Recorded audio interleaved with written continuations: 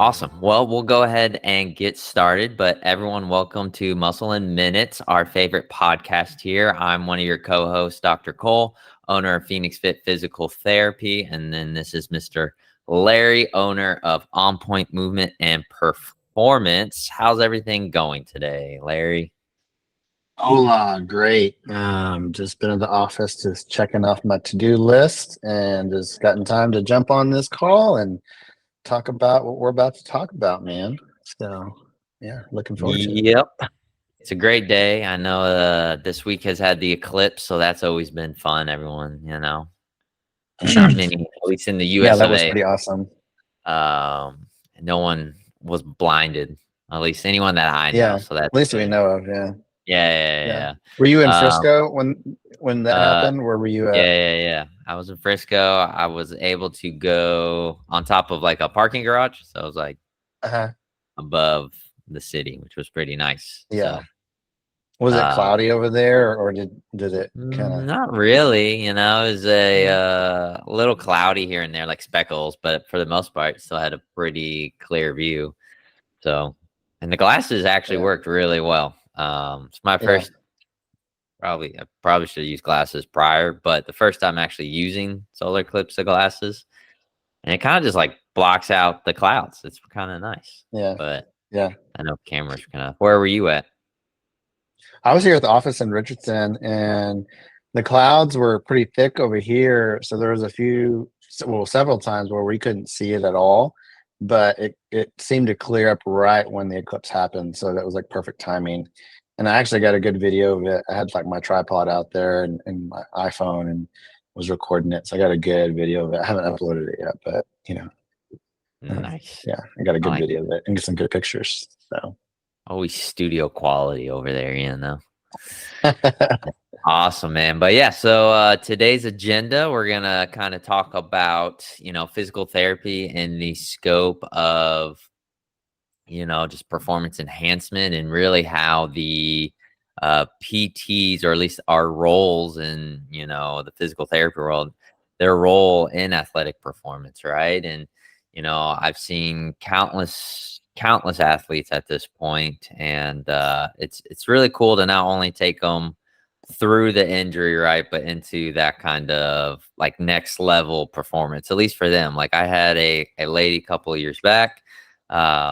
She came in with Achilles tendonitis, and we were able to fix that up. And then not only that, so she wasn't really running at all of a sudden she like PR'd in her marathon by like 50 minutes, right?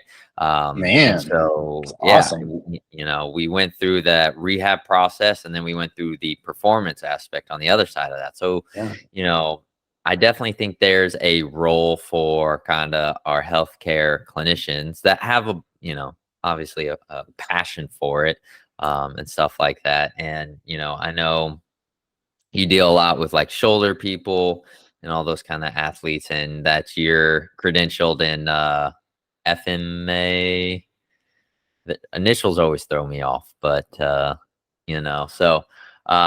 yeah, I just think we're in a really cool spot and a really unique position to kind of help athletes get there. So, you know, I think well, I guess what are your kind of takes on that kind of general topic to begin with? Yeah, I mean, just to kind of, I guess, debunk, I don't know if it's debunk or just communicate to the general public and also our fellow PTs that are possibly watching this, just like, our role and how we can, let people know that you don't just come to a PT for injuries, right? Maybe you're coming to a PT because you're trying to increase performance, or maybe your doctor's told you, or someone's told you, like, hey, maybe starting to work out is on your mind, right? Your doctor says, hey, you know, it's just general information. You need to be working out to maintain your health. But sometimes what I was telling you, texting you this morning, I was kind of joking about, like, oh, we get to get bash fitness programs, but a lot of times what I tell people is that fitness programs aren't necessarily bad, but maybe you went into that with something you didn't know about. And so, I'm Yeah. FMS certified, which is the functional movement screen, which a lot of PTs get exposed to inside of PT school, I know, and it's been around for, I don't know, 20 or 30 years.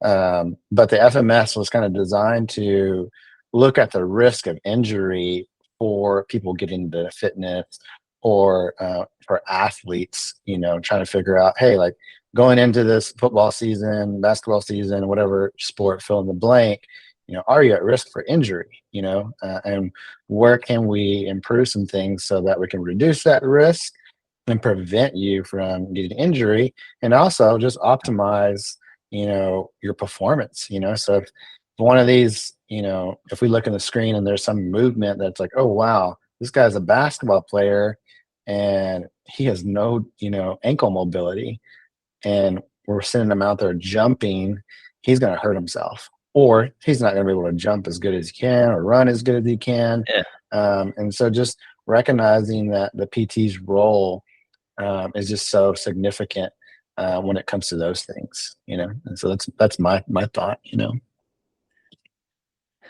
Yeah, definitely. And I think to kind of piggyback right off that 100%, and you kind of touched on a point that it's like, you know, there doesn't always have to kind of be an injury when you're doing, yeah, like those Hmm. fitness programs, or when you're preparing for, your specific sport, what have you. And, each sport and and really to me, I've even noticed, like, even each lifestyle, right? It doesn't matter if Hmm. you are an athlete, like, I was talking to a coach and a gym owner, many months ago, and we kind of resonate on the same idea that, like, for the most part, even any regular lifestyle, like, you need to have some athletic ability, right? Whether it be Yeah, you have like a 2-year-old, a 3-year-old, and you're just trying to catch up with them. yeah. I'm Make hoping I can sprint when I'm 70. So Yeah, right. And but and it's the same thing. Like, you go on the older age, right? And it's like, not only so you're not just trying to keep up with a little one, 2 or 3-year-olds, which they know no bounds, but then as a Yep. older adult, right, you have to be able to respond to your environment. That way, yeah, we don't end up on the ground. But or if we do, like, how do we catch ourselves, or how do we, recoup Yeah. from that kind of fall? And so, I think though that where the PTs can really, or physical therapy can really help with this performance enhancement lifestyle is just, Yeah. we have a really kind of in-depth understanding of the strength and the power, the speed, all those things that you need in a day-to-day kind of sport activity. And then on top of that, we can really compound our knowledge into, biomechanics and movement analysis, kind of like what you were talking about with the Yeah. FSMA. Um, FMS and Dyslexia kind of SFMA. takes it. Yeah. Yeah, yeah, yeah, yeah. It's one You're of still those. waking up. It's around there. Mhm. Yeah. Yeah. S. Yeah, yeah, yeah. But yeah, Yeah. so, and then I think people also, and, fellow PTs really underestimate kind of that power of exercise prescription, and, Oh to your yeah. point, to what you're saying with Totally. those Yeah. fitness programs, is like that injury prevention side of things, right? So, like you said, with the ankle is a great one.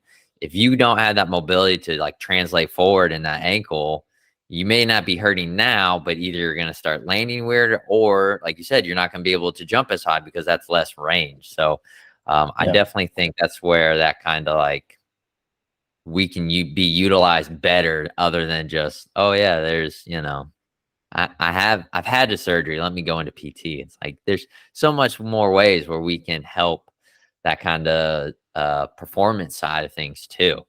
And that's my bread and butter. So that's why I love. But it's always like a fun Yeah. conversation to have with clients that are like, "Oh, you do those things and you understand those concepts?" It's like, yeah, Yep. 100%. Yeah, I think some of the chiropractors have, they've done a good job about communicating how they can keep athletes out there, and there's sports chiropractic on every corner. And recently I got Manip certified, but we've had this tension between chiropractors and PTs about, like, you know they're kind of they've been in our space for a while, and we really haven't done a good job of communicating, like, hey, like, we can help athletes, this is what we go to school for. We get a lot more exposure to the rehabilitation process and the understanding of, like you said, the strength and the power, what that looks like. We get numbers. We know, one of the movement screens that I do also includes like a strength test if I don't find something in the movements that are shortened or whatever. And so a lot of times I'm looking at like flexibility, but like if that's not something there, I'll go deeper, and I think that's the gift that a lot of PTs probably have. I know you do and I do, where we can dig deeper, and so, I mean, just to give a simple thing about digging deeper is just like, when I work with a knee patient, or like you work with knee patients as well, with runners, a lot of times their knees the issue, and they might have passed, all their range of motion stuff with flying colors, and someone might stop there and be like, well, they don't have anything wrong with their joints. What is it? And but a PT knows to like look deeper. And one of the things I do is like, hey, let's pull this box over here and see if you can step up. And so, like, I had a guy this week. um, he had some medial knee pain and he had relatively good range of motion.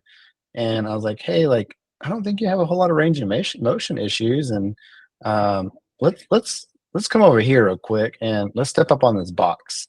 And I know from understanding that, like, hey, like, someone his height, his weight should be able to step up with this amount of weight, right? And for me, it's like 20% of their body weight. Um, but me not knowing him, I was like, hey, let's get this box over here, and it's probably about 18 inches. And I was like, here's this pole, just hang on to that for balance. And this is a, you know, late 20s, early 30s guy, relatively healthy. And he went to step up with his right leg. Great, no problem. Went to step up with his left leg, and he went like, I call it baby deer, um, mechanics, where, like, when a baby deer is walking and its legs just kind of buckle, because they're Oh trying to learn yeah, to walk. yeah. And That's so funny. he went to step up on that box, and his leg was just like, oh wow, I don't know what I'm doing here, or if you ever watched a kid step up on its first step. And so that was like, hey, that's the kind of skills that a PT can, like, do, right? They know how to dig deeper into, like you said, the mechanics, the strength, the power, that maybe, other clinicians may not have that experience with. Even myself, going back to 2013, I worked in the skilled nursing facilities, but now the past, several years working outpatient, getting more specific to where we can just dig into those things. And I think it's just awesome. But yeah. Yeah, 100%. And you know, it kind of leads to our next point about having those kind of key pillars, of that kind of performance, which there's like kind of that strength and conditioning, right? One leg seems really functional, and yet for some reason the other leg wasn't, right? And I know there's all kinds of studies out there, obviously, with how to what's the word, like, basically strength and condition in certain cycles, right? Periodization is the word I'm looking for. And, Yeah. and I think what a lot of different athletes don't have anymore, right? Especially if they may have been, or weren't exposed to it in high school or college, is like having that kind of structured workout routine and understand, right? And it's not just like, when I say routine, it's not just like your 1 day effort, right? It's your effort over like a month, over 2 months, 3 months, etc. And then Yeah. understanding that type Take some of, time, right? yeah. And then it depends on your goal too, right? Like, my marathoners aren't going to be looking for power typically, right? Or hypertrophy training. But you're still kind of using the same periodization scales, just your goal is different, right? So us as healthcare providers and kind of in that sport realms, we have that kind of understanding of, okay, well, I want you to be strong, but I don't necessarily care if you get bigger muscles in that, realm. If you do, great. But at the end of the day, we're trying to enhance your running capabilities and capacities. Um, Yeah. Or a girl you might say, I know, don't want to get bulky. yeah, right. And then that's what they always say. And it's like, trust me, you're it's gonna take some time. I know we've talked about that before. And Yeah. speaking about girls, I've also worked with a lot of volleyball players, and it's kind of the same thing where it's like, now instead of like that like strength component of runners and that capacity, it's like the plyometrics, right? The explosiveness Mm, is really what you need to yeah. teach them, and having that kind of like quick twitch. And so, having been in the field, and yes, I have a background as like a personal trainer too, so that always helps of like understanding Yeah. that kind of periodization. But I think a lot of PTs, and healthcare providers like yourself, like, yeah, we just don't get enough credit of like how much we really understand those type of like Yeah. stresses, and like how to really dig deep into not only form, but like, okay, where's that missing strength at? Like your guy with the leg, right? Yeah. Went up and then all of a sudden was like, yeah, baby Baby, deer. baby deer. Yeah, baby deer. Have you ever heard that Uh, before? no, but I see it. I know, I know what you're talking about because I've seen it. I see it all the time, but it's funny. I But think it yeah, happens more with CrossFitters. So yeah, probably. yeah. But yeah, and to that point. So obviously there's always endurance with my athletes with VO2 maxes, XYZ. But I think it like the basis there, the bottom line is like people just underestimate how much we truly understand those type of loading. Um, Loading principles. yeah, loading I love to, principles. yeah, yeah. I love to talk about I mean, one of the things I do often with a lot of because I deal with so many patients that just, and in general, most people come in with like some form of tendinopathy, whether that's beginning stage tendonitis, they just inflame something, to the chronic issue where it's like tendinosis, where it's like degeneration of that specific tendon. And one of the protocols that I introduce with a lot of these people, whether it's an athlete or just someone that is hurting, right, is the HSR protocol, which you could go on the NIH website and just type in HSR protocol. There's a lot of studies about Achilles tendonitis is one of the big one that's been researched where it does work, right? And kind of to your point of periodization, right? We start with a certain amount of reps at tempo. A lot of our patients or athletes are used to only explosive, right? Which is good, but slowing people down to build that resiliency in their tendons, so that they can tolerate those big plyometric movements later. And my HSR protocol and the research that you'll see out there is around 3 months. And so, and as a therapist, we're going to know, okay, you're tolerating this now. Let's do this rep scheme, whether it's 3 by 15 or 3 by 12 or the weight, and then just looking at, you know, how they're doing those things, right? Are they substituting movements? But yeah, just I love that protocol right there. And that's just a good example of periodization with building tendon health, But that's one of the things I do. I know we got our notes here and going a little off script, but to me, that kind of related. No, you're good. No, and I mean it makes perfect sense, right? And it really just it touches everything on what, I was kind of saying with that periodization, and really understanding like Yeah. where they're at too, I think is an important part. And I think that's where you're Mhm. kind of at too, is like understanding where your athlete is at when they're coming in, or where Mhm. your client or patient is coming in. So yeah, they may be able to jump or XYZ. And it's like, okay, well, what's that kind of next phase look like for them to keep them progressing without Mhm. increasing the injury? I think you mentioned it either last podcast or the one before. It's like rehab really is just kind of training in the presence of injury. So it's like understanding Yep. where they're at in that, training scale, now altering that to like, okay, well, let's kind of fix where you're at in terms of if you're having an issue, whether that be a dysfunction, like just a plain movement dysfunction, or if you are actually having pain, right? And Yeah. it it's And fun to not me. stop what you're doing. Kind of like we were about to get into the Yeah, next point. I'll let you. Oh, yeah, yeah. Like the exactly. guy that came in the other day, he was like, "Well, I injured myself. I was running 5 to 6 miles a day, and I just stopped because it was hurting."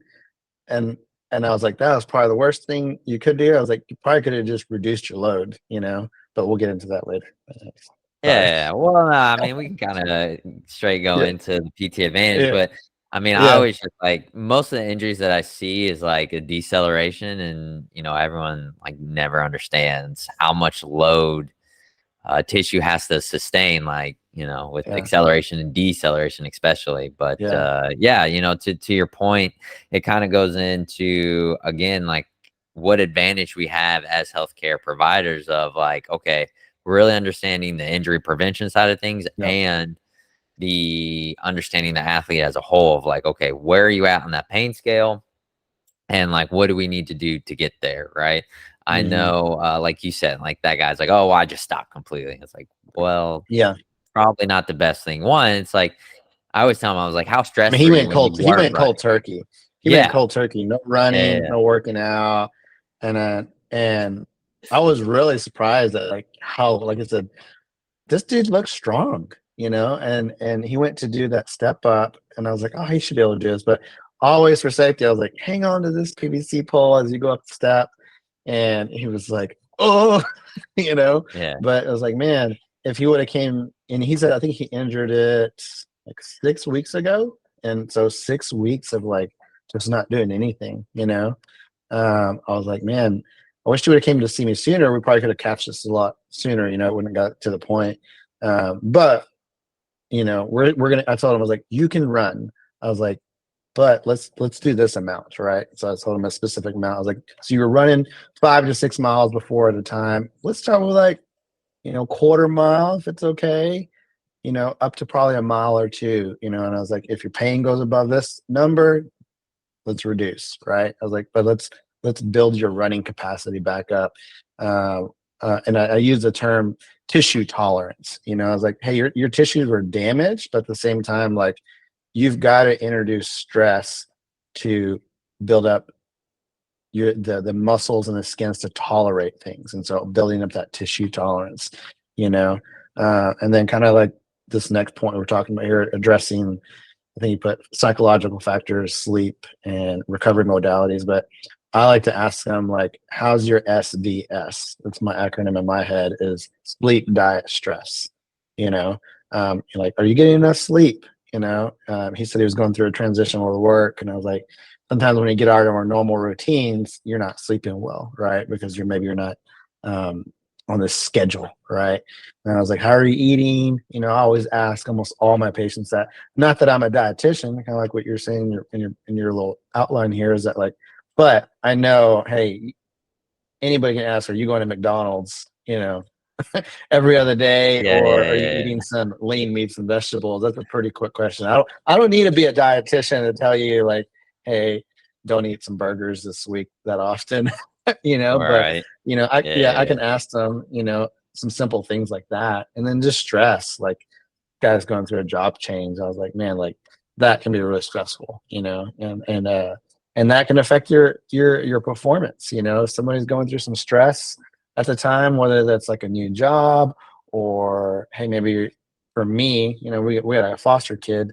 Performance is not the best with me right now, working out, because man, we got toddlers in the house, and so like yesterday I was trying to get in a workout, and yeah, the kids were just running around, and I'm like trying to just focus on my workout. Right. That's my idea of watching the kids some days, is They lock them are in the the garage while I workout. work out. Uh, um, Exactly. they are the But workout. that sleep, diet, stress, how's that aspect, so yeah. Yeah. For sure, and, I touch on it all the time with all my runners, and, because a lot of times that is, like, their stress relief, and if they're Hmm. injured because, like you said, they waited too long because 'cause they're just like, "Oh, Hmm. I'll go through it, whatever, or let me try resting," Hmm. I find that they're like, "Yeah, I have been more stressed because that was my outlet, and now I'm not doing my Yeah. outlet anymore." It's like, "Okay, Hmm. well, we need to find a sub outlet, or let's actually just try running, like, getting you back into your sport or Hmm. your activity in Hmm. a tolerable way," like you said, like, try, like, just a mile or try, lifting a little bit and see how you feel, and we can kinda address that, but let's Hmm. get you feeling better mentally as well. Because if you're Hmm. stressed overall, whether it be mentally, physically, or emotionally, like, your whole body responds the same, right? Exactly. You're gonna be Exactly. heightened, you're gonna be inflamed, XYZ, and, it's the same thing with sleep, right? If you're not getting enough sleep, and, I always tell people kind of the same thing as well, as like making sure you're sleeping the appropriate amount of time, because that's where your body's recovering. That's where you're Mm-hmm. decompressing, whether you know it or not. And so if Yeah. one, you're either too stressed to sleep, we got to fix that. Or two, yeah, if something's happening that you're not allowing yourself that kind of just like decompress mode, right? And just Yeah. like feeling better, just in a better Yeah. headspace, like that alone goes so far that a lot of athletes, they get like on edge. And it's always fun to have them talk off that ledge, or, vice versa. They're like, oh, I can do stuff now. It's like, yes, you'll Yeah. be fine. Like, we'll make sure Exactly. it's not the end of the world. Yeah. And then, all that being said, though, I definitely think there's a place in this kind of performance realm for, healthcare providers like us. And, obviously there's coaches out there, there's more specialized people in like strength and conditioning, and, stuff like that. And I'm not trying to take away from their professions. And at the same time, trying to stay within my lane, right? Kind of same thing with Yeah. like MDs and, XYZ. And I always tell everyone, there's always going to be someone smarter than me. But, Yeah. Or you I'm know, not the right fit for you, you know? yeah, right. You And know, I know for we that kind of talked about aspect, you that know? last Yeah. time. Yeah. Yeah. And, but at the same time, it's like, if we're well within our lane, I'm telling you, there's some great things that, we can do, or at Yeah. least start collaborating with like a whole team, right? I know I've worked Yeah. with a couple of like triathletes, and they have a swim coach, and then they have, biking, and then yeah, they have like a strength and conditioning guy, and it's like, okay, Yeah. well, where can I fit into this puzzle to help you, Yeah. maximize what, Yeah. I got which I plenty of always think is patients that are cool going too. to chiropractics, you know, and so I'm like, Yeah, yeah, you know, you might need to go to your chiropractor this week to help address that issue, you know, and we'll work on, you know, whatever they release, we'll work on getting that stronger so that doesn't happen. You know, people come to me all the time like, oh yeah, my rib is stuck. And I was like, well, yeah, yeah, it's yeah, probably because you need to strengthen some of that, you know, area up there. right, You know, you do need to get it unstuck. You know, I love rib mobilizations. I actually learned them, and I'm still trying to get better at them. I mean, you were telling me I need to push harder, but you know, I know chiropractors are just so great at doing that. But I'm coming into this spot where it's like, hey, like let's build up that scapular stability so that your rib doesn't get stuck. You know, yeah.